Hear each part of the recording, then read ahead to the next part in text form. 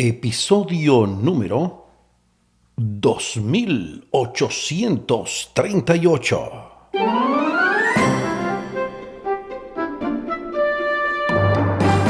Amados hermanos, queridas hermanas, ¿qué tal? Bienvenidos, bienvenidas. Esto es Estudio Sistemático de la Biblia. Por la gracia de Dios estamos alcanzando ya este miércoles 26 de junio. Avanzando, mi gente, en esta poderosa lección 13. El triunfo del amor de Dios. ¡Wow! Y aquí tengo la frase que me acompaña hoy. Tus palabras pueden plantar jardines o quemar bosques enteros. ¡Ay! Tus palabras pueden plantar jardines o quemar bosques enteros. En breve les hablo de la autora de esta frase y le hago también mi comentario. Gracias por preferirnos.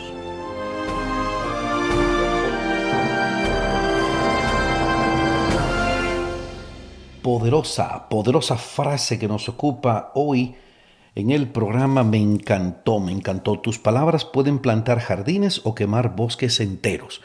Es original de una escritora y artista plástica australiana llamada Gemma Troy. Gemma Troy, así como suena Gemma, G de gato, E-M-M-A. Gemma Troy, desde Australia. Tus palabras pueden plantar jardines o quemar bosques enteros. ¡Wow! Qué poder tienen las palabras, ¿verdad? Por eso alguien dijo, a las palabras no se las lleva ningún viento. Las palabras hieren o curan, bendicen o maldicen, consuelan o entristecen. O sea, las palabras tienen ese poder. Como dice esta autora, de que pueden plantar jardines o quemar bosques enteros. Y cuando escucho de palabra bosques, me recuerdo lo que dice la Biblia en Santiago capítulo 3. Esta epístola universal de Santiago capítulo 3, bien interesante, habla acerca de la lengua, desde el versículo 1 hasta el versículo 12. Mira cómo dice el versículo 4. Mire también las naves, aunque tan grandes y llevadas de tempestuosos vientos, son gobernadas por un muy pequeño timón por donde el que las gobierna quiere. Así también la lengua es un miembro pequeño, pero se jacta de grandes cosas. He aquí cuán grande bosque enciende un pequeño fuego. Y la lengua es un fuego, un mundo de maldad. La lengua está puesta entre nuestros miembros y contamina todo el cuerpo. Y por ahí se va. Muy interesante.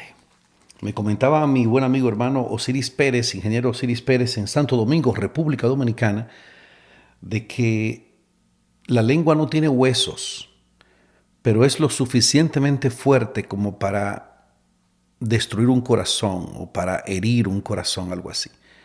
La lengua no tiene huesos, pero es lo suficientemente fuerte como para romper un corazón.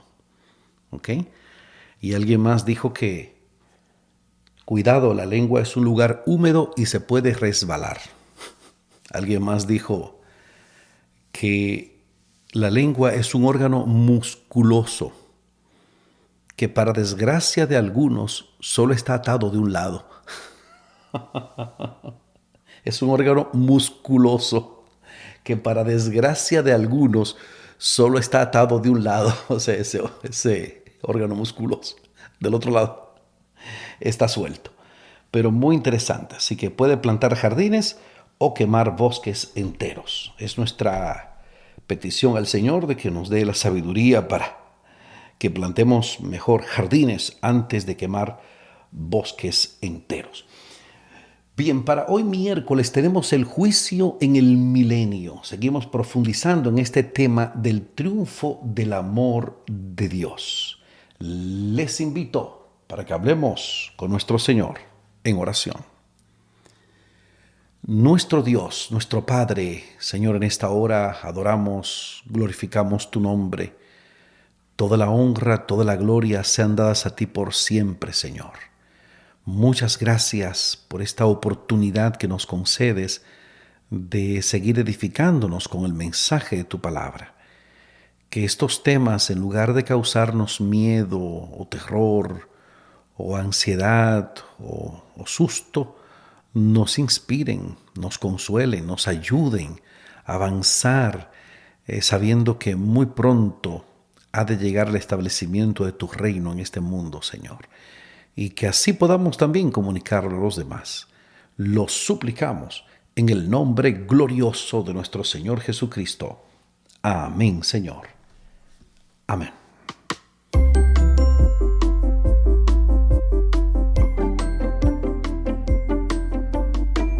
Muy bien, vamos de inmediato a la Biblia en este tema del juicio en el milenio, porque el que va estudiando la Biblia se da cuenta del orden de esto. ¿Ven? A los adventistas se nos conoce por ser, nosotros somos premilenialistas, o sea, nosotros ubicamos el regreso de Cristo antes del milenio. Cuando tú te lees Apocalipsis 19 y luego Apocalipsis 20, te das cuenta que va antes del milenio. O sea, la venida de Cristo, que con el resplandor de su venida, mata a los impíos, transforma a los justos vivos, resucita a los que murieron en él, y ahí se marca el tiempo de los 1000 años en el cielo, de acuerdo a lo que enseña luego Apocalipsis 20, que es lo que estamos estudiando ahora. ¿Ok? Vamos al capítulo 20 de Apocalipsis, los versículos 4 al 6. Aquí estoy. Apocalipsis, capítulo 20, los versículos 4 al 6. Aquí está. Y vi tronos, y se sentaron sobre ellos los que recibieron facultad de juzgar, y vi las almas de los decapitados por causa del testimonio de Jesús y por la palabra de Dios, los que no habían adorado a la bestia ni a su imagen, y que no recibieron la marca en sus frentes ni en sus manos. Y vinieron y reinaron con Cristo 1000 años. Pero los otros muertos no volvieron a vivir hasta que se cumplieron 1000 años. Esta es la primera resurrección. Bienaventurado y santo el que tiene parte en la primera resurrección. La segunda muerte no tiene potestad sobre ellos, sobre estos, sino que serán sacerdotes de Dios y de Cristo y reinarán con él 1000 años. Tremendo. ¿Qué harán los justos durante los 1000 años? ¿Y por qué es importante? Recibieron la facultad de juzgar. Es importante porque durante ese tiempo estudiarán los casos de los que quedaron excluidos por ellos mismos de la vida eterna. Tremendo, tremendo. O sea, la persona que hoy no decide por Cristo, que rechaza ese llamado de Dios y muere sin esa esperanza en su corazón, no es que nosotros digamos que está perdido, está perdido.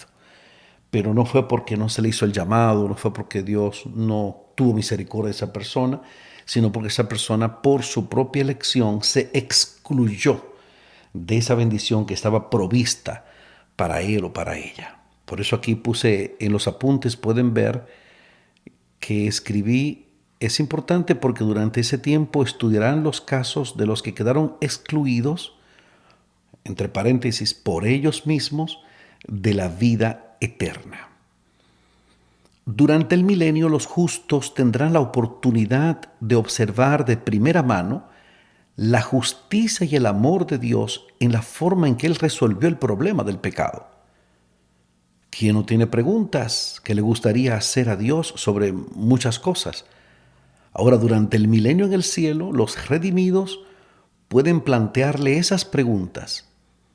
Si un ser querido o un amigo íntimo no está en el cielo, los salvados tienen la oportunidad de comprender mejor las decisiones de Dios. Bueno, una manera muy humana de decirlas, realmente no creo que sea tan así.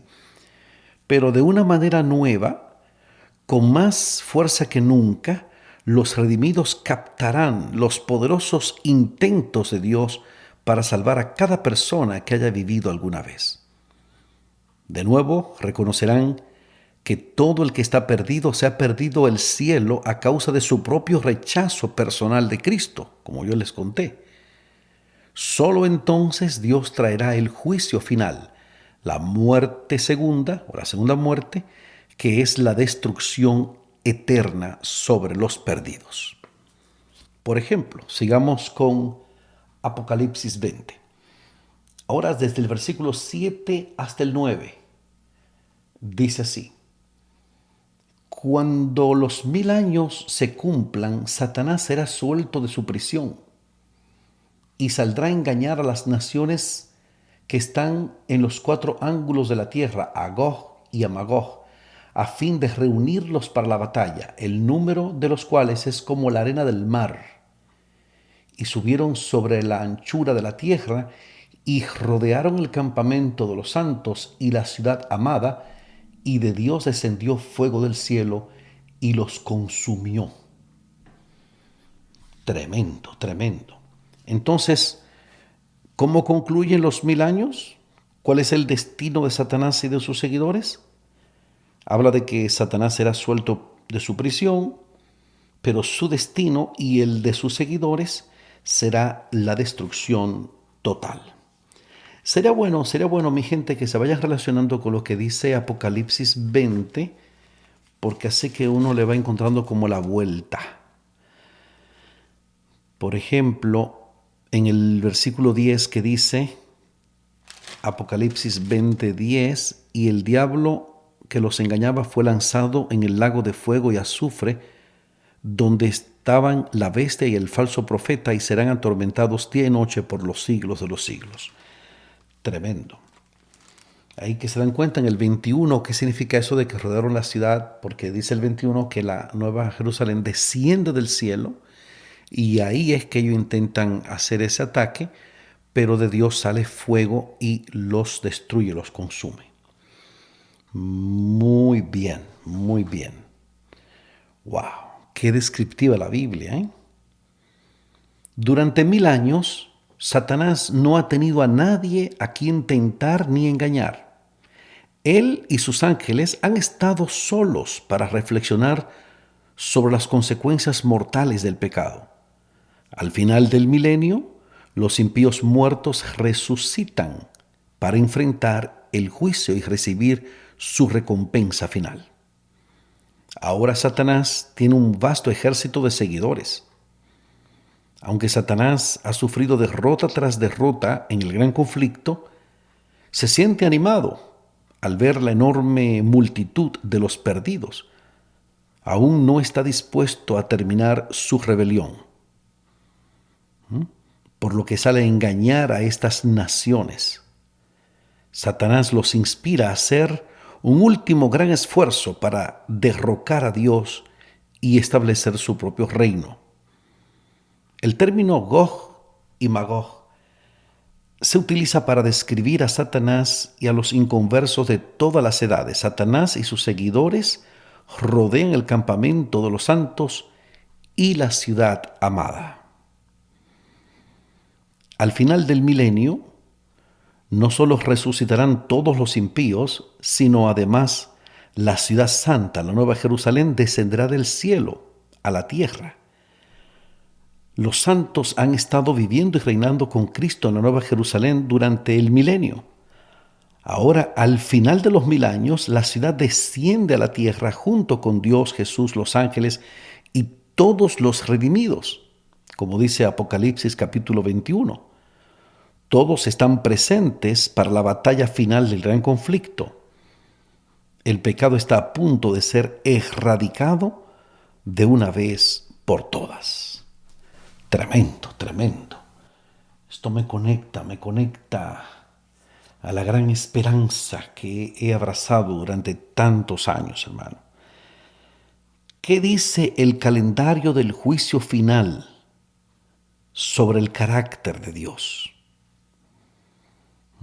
El calendario del juicio final, ¿qué dice sobre el carácter de Dios? Aquí lo que hemos estado estudiando, lo que hemos estado examinando. Primero, que Él es justo. Aquí yo escribí que Él es justo, que el dolor y el sufrimiento no serán para siempre, que Dios tiene la última palabra, que toda su palabra se cumple para beneficio de sus hijos. O sea, en lo que cada uno de nosotros puede comprender, puede entender de esto.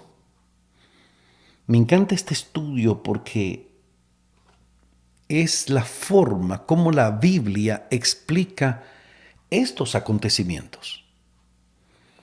Y aquí lo enseñamos sin enojo, sin alzar la voz, sin acusar a nadie, sin condenar a nadie, sin decir si la iglesia o el pastor o el hermano, lo que la Biblia enseña. Tú puedes tener, o yo puedo tener alguna opinión, qué sé yo. Por ejemplo, esto de que podemos preguntar por los seres amados que no están ahí, como que no, yo no, honestamente no, mi imaginación no alcanza como a visualizar algo de esa naturaleza, porque tú sabes, no habrá más llanto, ni clamor, ni dolor. Las primeras cosas pasaron. Pero sí se podrá ver y todo el universo será testigo de la justicia de Dios, del amor de Dios, del amor de Dios, de la forma en que Dios manifestó su tiempo perfecto. El tiempo de Dios es perfecto. Por eso, mi querido hermano, mi querida hermana, lo que a nosotros nos toca es velar, orar, trabajar, esperar. A nosotros no nos toca inventar ni especular, ni, qué sé yo, literalizar mucho de estas cosas, porque, entre otras cosas, esto está dentro del misterio de Dios. O sea,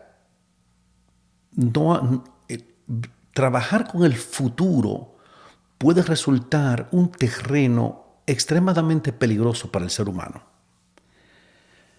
porque no nos toca a nosotros saber los tiempos y las sazones que Dios ha puesto en su sola potestad. Porque hay mucha gente que inventa con esto. Lo que dice Elena G. de White, por ejemplo, en ese capítulo que les he recomendado muchas veces del tomo 1, Mensajes Selectos, capítulo 23, bueno, está dentro de la misma unidad del capítulo 21 que les recomendé ayer, de ideas fantasiosas y especulativas. Ahí está el capítulo 22, el peligro de los extremismos, y capítulo 23, cuídense de fijar fechas. Que aunque ese es el título de ese capítulo 23, en esa sección o unidad 4 de Mensajes Selectos, tomo 1, realmente yo no le hubiera puesto ese título porque no habla solamente de fijar fechas, sino de inventar con diagramas y con cálculos y con... hay un famoso predicador que obviamente ya no está tan ligado a la iglesia adventista, el séptimo día como tal, donde perteneció muchos años, que salta mucho con los paralelismos y que esto se cumplió así y que ahora se va a cumplir así y que ahora va a pasar esto y que luego va a pasar aquello. Ese tomar muy literal la Biblia no hace bien. No hace bien porque tiene mucho de especulativo, tiene mucho de invento, tiene mucho de interpretación particular de las personas. ¿Tú entiendes? A nosotros nos toca eso.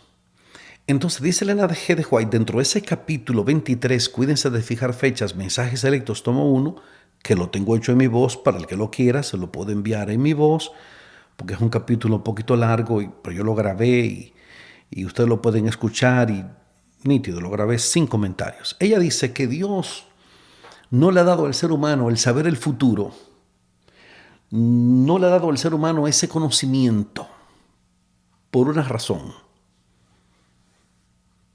porque lo usaríamos mal. ¡Wow! Dice que Dios no le ha dado al ser humano eso de conocer el futuro porque lo usaríamos mal. Por eso todo el que inventa con la palabra, todo el que me salta con cosas que... Porque, tú sabes, yo pertenezco, como dice el super Humberto, él es de esa línea. Humberto es un filósofo, una persona con muchísimo conocimiento. Tú sabes, pero él dice, no, no, Mara, a la hora de yo predicar y compartir, yo predico y comparto lo que creo como iglesia dentro de mi iglesia adventista. O sea, yo no salto con cosas contrarias a lo que mi iglesia cree. Como yo le digo también a muchas personas, o sea, el día que yo me encuentre con una duda o con un criterio de que yo entienda, yo hasta ese día soy adventista, o sea, para nada. O sea, no espero que suceda, no ha sucedido, pero no puedo estar en contra de lo que cree mi iglesia pensando otra cosa, por favor. Entonces, yendo cada sábado a la iglesia y tomando cargo de la iglesia, no, porque eso no, ¿tú le encuentras algún sentido a eso? Yo no se lo encuentro. O sea, no le encuentro ese sentido. O sea, a nosotros nos toca, mis queridos, orar, velar, trabajar y esperar. Eso es lo que nos toca. A eso estamos llamados. Abrazar estas enseñanzas de la palabra, abrazar esto, auxiliarnos también de estos temas tan interesantes en los testimonios. Ese libro Conflicto de los Siglos que se ha citado mucho ahora. ¿Tú entiendes? Irnos por ahí para no llegar a criterios que se distribuyen en WhatsApp, YouTube, Facebook, cadenas de oración, cosas, y que la gente comienza a decir y a opinar cosas que son totalmente contrarias a lo que nosotros hemos creído y lo que hemos abrazado durante tantos y tantos años. ¿Tú entiendes? La Iglesia Adventista recientemente cumplió 161 años de fundada. Y son 161 años aguantando los ataques de los enemigos externos y los enemigos internos. 161 años. Estamos hablando de más de un siglo y medio. Y es lo que yo le digo a las personas, a muchos se le han puesto blanco los huesos, tratando de adivinar, de especular, de decir que esto se va a dividir, que esto se va a acabar, que esto se va a cerrar, que esto se acabó, que esto se destruyó. Hermano querido, no, no pregunte usted si la iglesia ha de triunfar. Pregúntate tú si tú vas a triunfar con ella. No somos una congregación perfecta, no lo somos. Y yo no tengo ninguna conexión comercial con la iglesia adventista porque yo fui obrero muchos años, pero yo no he vuelto a trabajar desde el 2006. No recibo salario de la iglesia. Yo soy un defensor de la unidad de mi iglesia, eso sí. Promuevo, defiendo la unidad de mi iglesia. Si ustedes me quieren ver parado en dos pies con capa y espada, hábleme en contra de la unidad de la iglesia. Y ahí me tienen de frente con todas las cosas que yo sé decir. Uno trata de mantenerse, ¿tú entiendes? Porque yo respeto mucho la creencia de cada quien.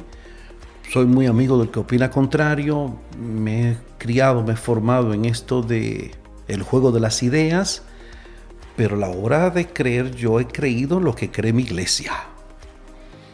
Si esto te anima, entonces recibimos tu apoyo y estamos juntos.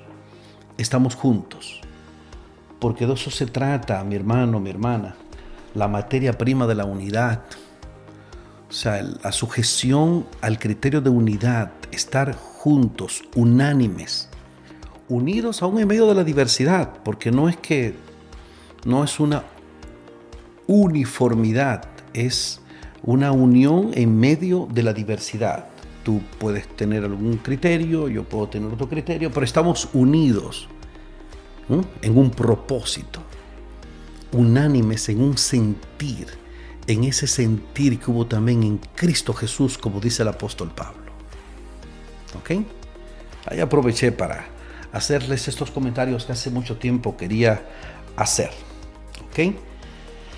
Ese es el estudio de esta semana, la última lección de este poderoso trimestre acerca del gran conflicto. ¿Qué te parece? Espero que te parezca bien, porque aquí el tiempo se acabó.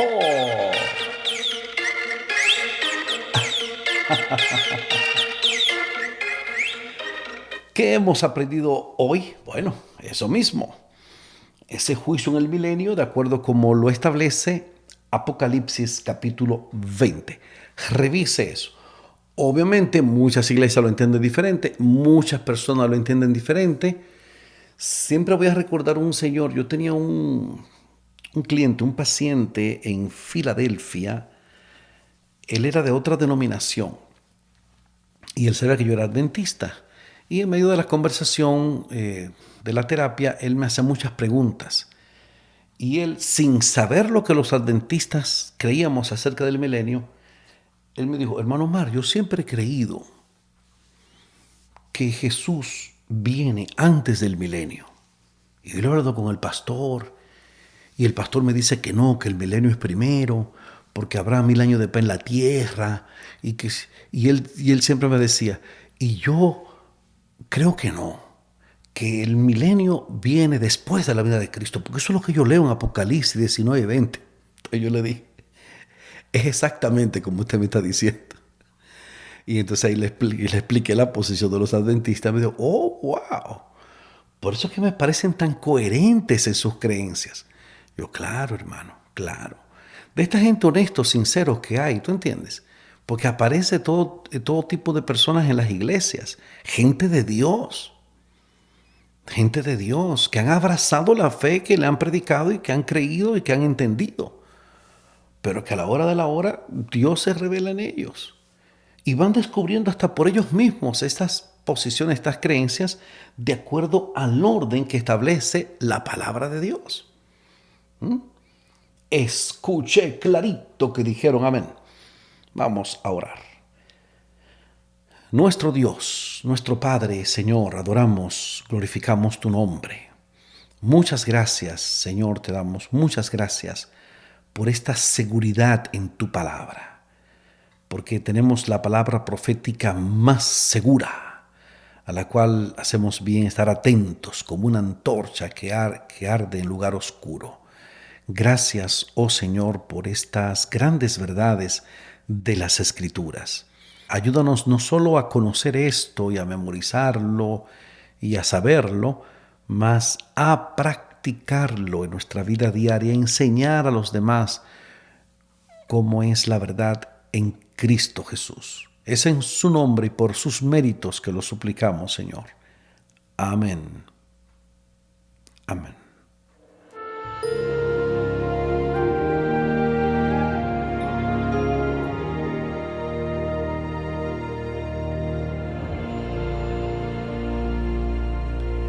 No se pierda para mañana jueves, Dios mediante, 2 eternidades. Ay, ay, ay. ¿Y cómo podemos decidir hoy día en cuál de esas eternidades vamos a estar? 2 eternidades para mañana, si Dios lo permite. Muchísimas gracias por la fina gentileza de la atención dispensada. Recuerden el contacto vía WhatsApp. Si acaso no reciben los apuntes, si quieren recibir los apuntes que yo hago, que completo, subrayo, marco, resalto, respondo a las preguntas, todo esto, o ese capítulo 23 de mensajes selectos tomo 1 que tengo hecho en mi voz, lo pueden recibir también, lo pueden solicitar vía WhatsApp a este número +1 484 838 8989, +1 484 838 8989. Ánimo contra el miedo. Un día más para la esperanza, un día menos para el dolor. Hay paz. Dale, dale. Hay paz.